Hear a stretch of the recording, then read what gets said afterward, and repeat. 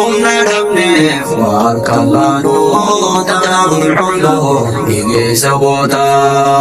Caayaa ilmii tamseenaan fagoo daarul huluu geenyuu wallaalam. Abbaan isaa kan gabbu ursee hayyuu daa'ee keeysaa fi alam. Sheekha Hankoo Sheekh Usmaan Dirree barsiisaa shaamaraaf rijaalam. Nama firii oomisha isaa gama hundaa garuu halaalam.